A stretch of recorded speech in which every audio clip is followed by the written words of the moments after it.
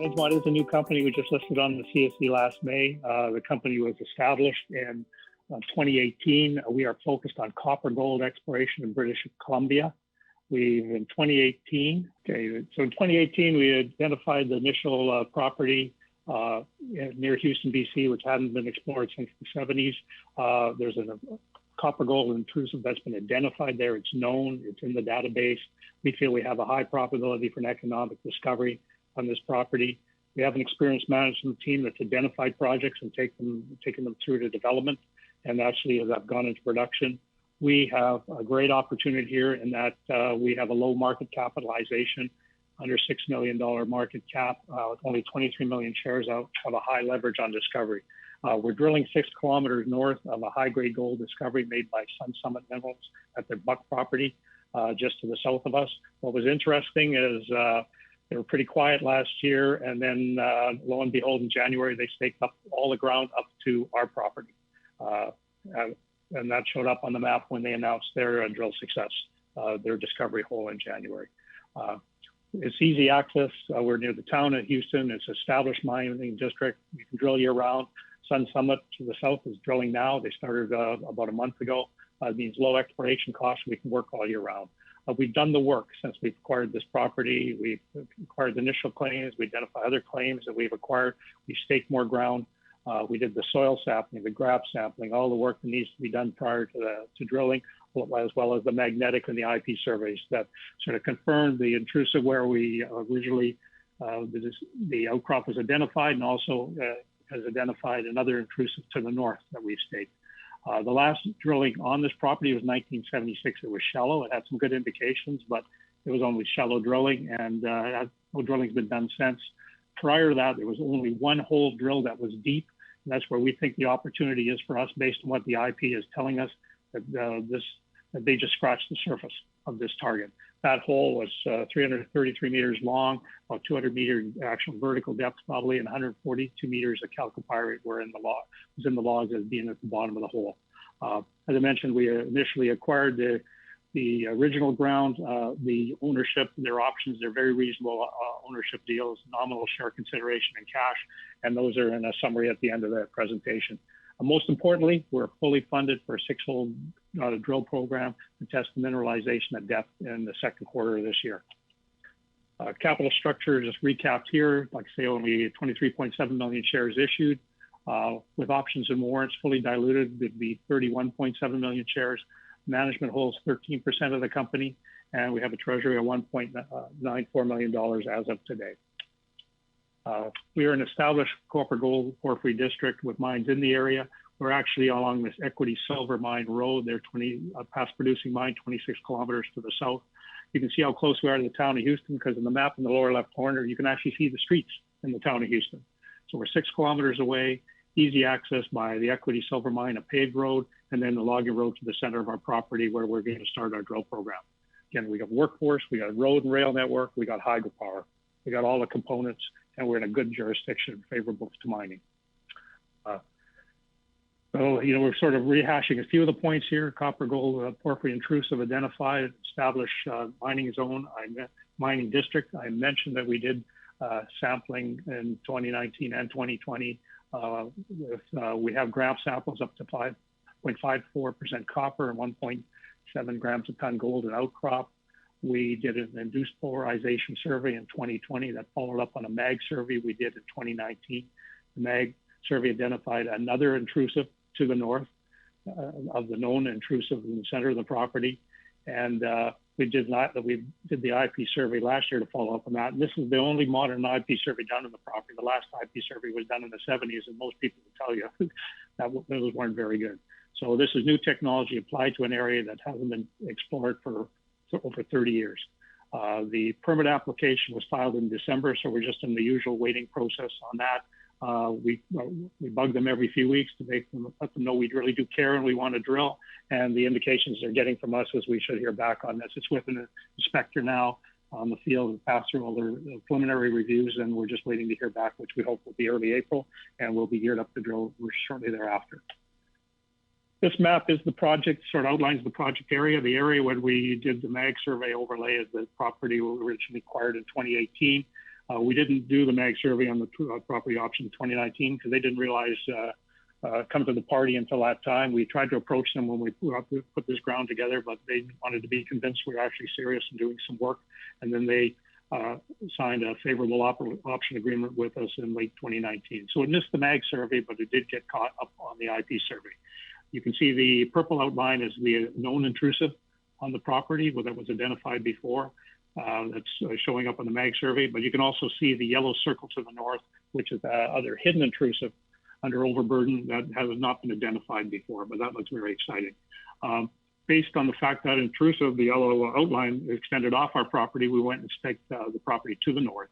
And there's a showing to the north, a high-grade base metal vein system, distal from a porphyry is the theory, and it's similar mineralization to the Equity silver mine deposit to the south, which was a high-grade silver mine that, again, is out of production now and has been reclaimed.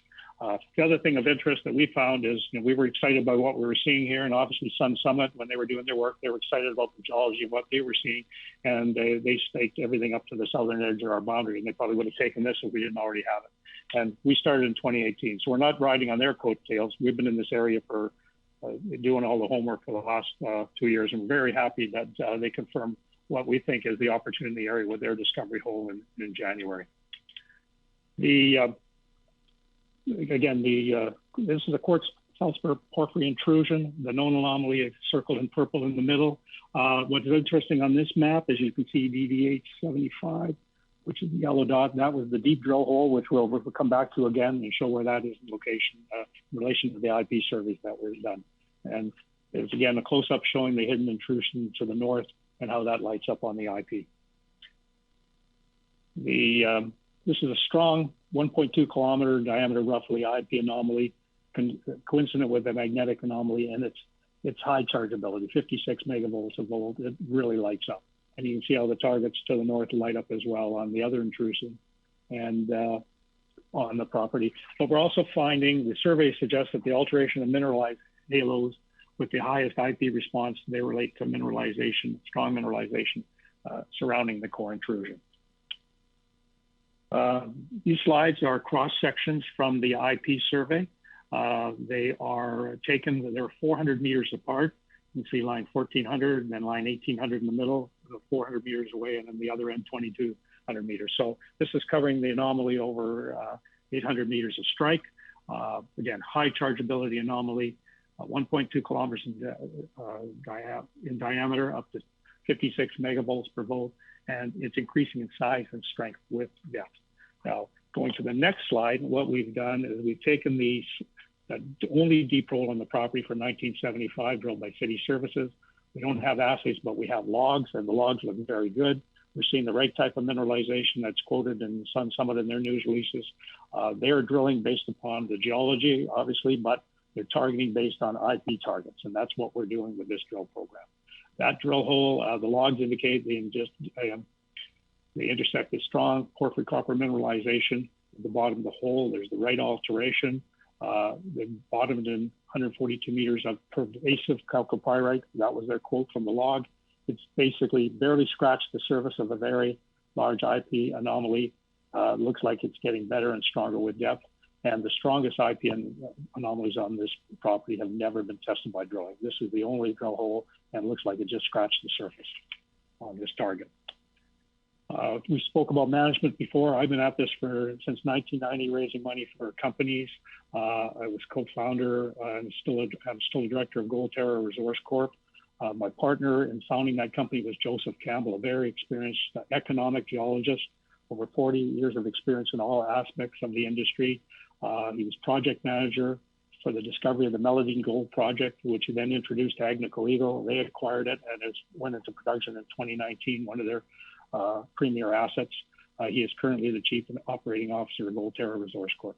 So Joe, he understands copper gold porphyries. He was excited about this target when he brought it to the board of Edgemont Gold Corp. And based on the preliminary data we had, it was worth pursuing in our mind. And everything that we've done so far has confirmed that this is a very exciting exploration opportunity.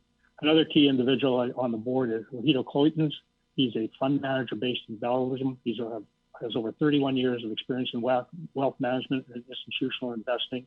He's the chairman and the chief investment officer of Elise Development Corp. It's been active in investing in junior mineral exploration over the last 8 years. It's been very profitable, paying 3 cents a share in dividends over the last 6 years. Last year alone, the company invested $10 million in junior exploration companies.